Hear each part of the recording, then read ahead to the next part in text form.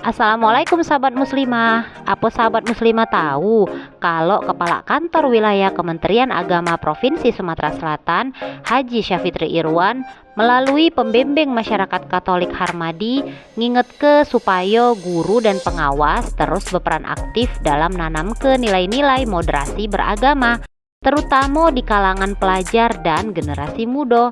Harmadi neken ke pentingnya penerapan nilai-nilai tersebut dalam kehidupan sehari-hari, baik di lingkungan kerja, pendidikan, maupun di masyarakat luas, terutama bagi generasi muda yang kaget jadi pemimpin masa depan.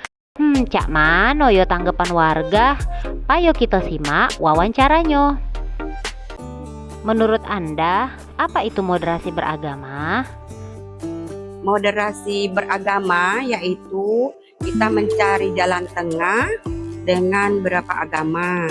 Modernisasi agama adalah menganggap bahwa seluruh agama itu disamakan. Menganggap agama itu benar di mata orang-orang. Apakah moderasi beragama bisa membuat umat Islam menjalankan aturan Islam secara totalitas? Tidak bisa.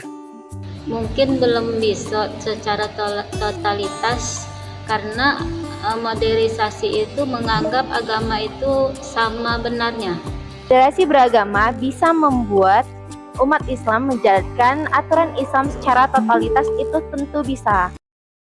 Kepala Kantor Wilayah Kementerian Agama Provinsi Sumatera Selatan, Haji Syafitri Irwan, melalui pembimbing masyarakat Katolik Harmadi mengingatkan agar guru dan pengawas terus berperan aktif dalam menanamkan nilai-nilai moderasi beragama. Apakah Anda setuju dengan hal ini? Mengapa? Tidak setuju. Dengan alasan ya lain pendapat lah. Tetap menjunjung tinggi agama kita. Ya, karena agama Islam itu menegakkan yang kebenaran, biar tetap satu, Allah Tuhan kita. Tidak setuju karena bisa merusak akidah agama Islam. Saya tidak setuju dengan modernisasi agama yang diterapkan di sekolah karena saya sebagai orang Islam, saya menganggap keyakinan saya agama yang benar. Menurut Anda, mengapa pemerintah masif mengkampanyekan moderasi beragama? Menurut saya itu bukan sesuatu yang urgent, yang lebih penting sebenarnya. Yang namanya negara ya seharusnya mengurusi urusan negara kayak itu.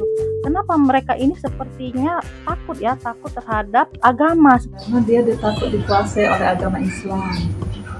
Mungkin pemerintah tidak mau untuk mendalami agama masing-masing karena modernisasi itu cuman ini inti-intinya saja, tidak ada kejelasan. Menurut Anda, apa saja yang menjadi permasalahan para pelajar di negeri ini? Banyak sekali permasalahan di dunia dan di dalam negeri ini, terutama tentang agama. Di sini masalah pelajar di Indonesia itu masalahnya itu yang pokok itu masalah kurikulum, terus masalah bagaimana sistem pergaulannya, bagaimana di sini sudah sering ya namanya yang tawuran, ada yang namanya pergaulan bebas, itu yang harus diiniin oleh pemerintah, bukan yang moderasi beragama itu. Ya sekarang ini kan banyak anak-anak main game, sudah itu pergaulan bebas itu kan. Apa yang seharusnya dilakukan pemerintah untuk menyelesaikan permasalahan tersebut? Tentunya pemerintah harus terus mengkampanyekan tentang moderasi agama ini sendiri untuk menjadi informasi dalam halayak publik lainnya. Apalagi untuk anak-anak muda sekarang, bisa dimulai dari hal kecil, yaitu mengikutkan mereka dalam remaja masjid untuk meningkatkan iman Islam yang ada dalam diri mereka. Yang harus dilakukan pemerintah untuk menyelesaikan masalah yang pergaulan bebas segala macam itu, pemerintah itu mendorong umatnya itu untuk menjalankan agama mereka masing-masing itu secara totalitas seperti itu, bukan untuk moderasi. Kasih sarana lah agar anak-anak itu maju, dan menjadi anak yang takwa. Bukannya ngebawa kebaikan, nilai-nilai moderasi justru ngebuat umat Islam jauh dari nilai-nilai keislaman. Sebenarnya cak mano yo pandangan Islam terhadap moderasi? Payo kita simak penjelasan dari Ustazah. Sebelumnya jangan lupa like, komen, dan share seluas-luasnya ya. Assalamualaikum warahmatullahi wabarakatuh. Sahabat muslimah yang dirahmati Allah, saat ini pemerintah memang sedang melakukan penyebaran pesan-pesan dan nilai-nilai moderasi beragama. Sejak beberapa tahun terakhir, moderasi beragama memang diaruskan di dunia pendidikan, baik di sekolah maupun kampus dan pesantren. Pemerintah meyakini di bawah nilai-nilai moderasi akan tercipta masyarakat yang lebih damai, rukun dan harmonis. Padahal ide moderasi beragama pada dasarnya adalah bagian dari rangkaian proses sekularisasi pemikiran Islam ke tengah-tengah umat. Ide ini menyerukan bahwa semua agama sama dan menyeru untuk membangun Islam yang bersifat terbuka, yaitu menerima ide liberal dan toleran terhadap ajaran agama lain. Pemerintah mengklaim bahwa implementasi moderasi beragama ini dapat mencegah dan menanggulangi paham radikalisme dan terorisme yang digadang-gadang sebagai ancaman serius dan bahaya bagi bangsa ini. Padahal ancaman serius bangsa ini adalah penerapan sekularisme kapitalisme itu sendiri. Pengarusan moderasi beragama ini didorong oleh pandangan bahwa agama dapat menyebabkan pertikaian dan ketidakadilan, sehingga program moderasi beragama perlu digulirkan demi terciptanya kondisi yang aman dan damai tersebut. Moderasi beragama juga dipandang sebagai solusi bagi masyarakat plural yang multikultural sebagaimana di Indonesia, tersebab mayoritas penduduk Indonesia adalah Muslim. Secara tidak langsung agama yang dimaksud cara pandangnya perlu dimoderasi itu tentu adalah Islam. Sesungguhnya wacana moderasi beragama berawal dari kebijakan luar negeri Amerika Serikat setelah peristiwa 11 September dengan slogan War on Terrorism. Wacana terus bergulir hingga pada Desember 2017 resolusi Majelis Umum PBB mendeklarasikan 2019 sebagai tahun International Year of Moderation dalam upaya mempromosikan moderasi sebagai cara untuk mencegah munculnya ekstremisme dan terorisme dan mempromosikan nilai-nilai dialog, toleransi, pemahaman, dan kerjasama. Dengan melihat awal kemunculannya, jelas bahwa ide moderasi ini berasal dari Barat dan tentu berujung pada kepentingan mereka. Oleh karenanya, tidak heran jika moderasi beragama memberikan cara pandang Barat, bukan cara pandang yang seharusnya bagi seorang Muslim. Hal ini terlihat dari 4 indikatornya, yaitu komitmen kebangsaan, kemudian toleransi, anti kekerasan, dan penerimaan terhadap tradisi yang tidak selaras dengan cara pandang Islam. Terkait toleransi, misalnya, moderasi beragama memiliki pandangan yang berbeda dengan perspektif Islam.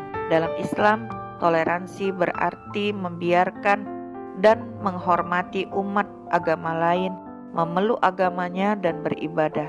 Sedangkan toleransi menurut moderasi beragama tidak sebatas demikian, karena bersandar pada paham liberal yang relatif dan berbasis sekularisme dan pluralisme.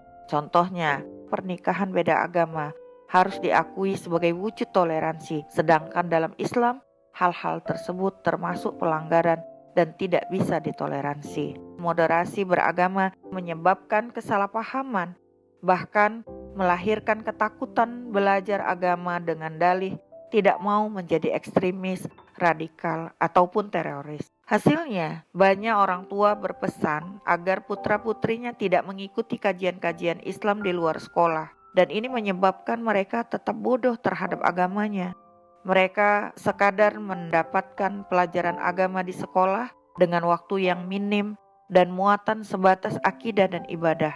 Mereka tidak mendapatkan pemahaman bahwa Islam juga bersifat politis, yakni mengatur segala aspek kehidupan. Akibatnya umat Islam mudah dijajah dan betah berada dalam cengkeraman penjajah. Karena itu, jika moderasi beragama dijadikan sebagai basis pendidikan agama, maka sejatinya hanya akan menimbulkan bahaya. Moderasi beragama yang diimplementasikan pemerintah dalam pendidikan sejatinya hanya akan meliberalisasi akidah generasi, melemahkan keimanan generasi, dan menjauhkan generasi dari syariat Islam kafah. Generasi Muslim harusnya menjadi penjaga Islam yang terpercaya. Mereka harusnya menjadi duta Islam sebagaimana Mus'ab bin Umair pada masa dulu. Duta Islam memiliki kepribadian Islam dan memunculkan Islam sebagai ajaran Islam yang murni, tidak bercampur dengan pemikiran Barat. Sahabat muslimah yang dirahmati Allah, hal ini hanya bisa didukung dengan sistem pendidikan Islam, dengan akidah Islam sebagai dasar pemikirannya. Dan tujuan dari sistem pendidikan Islam itu sendiri adalah membangun generasi yang berkepribadian Islam, yaitu yang cara berpikirnya sesuai dengan akidah Islam dan cara bersikapnya juga sesuai dengan syariah Islam. Selain itu, juga menguasai ilmu-ilmu kehidupan seperti matematika, sains, teknologi, dan lain-lain yang ditujukan untuk kemaslahatan umat manusia. Materi pengajarannya pun meliputi seluruh yang ada di dalam Al-Quran maupun As-Sunnah. Jadi secara menyeluruh, Islam yang menyeluruh, yaitu Islam kafah. Dampaknya adalah terciptanya masyarakat yang bertakwa, yang di dalamnya tegak amar ma'ruf nahi mungkar, dan tersebarnya dakwah Islam. Pendidikan Islam tidak bisa dilepaskan dari metodologi penerapan, yaitu sistem pemerintahan yang didasarkan pada akidah Islam. Sistem pemerintahan tersebut adalah khilafah ala minhajin nubuwah. Assalamualaikum warahmatullahi wabarakatuh.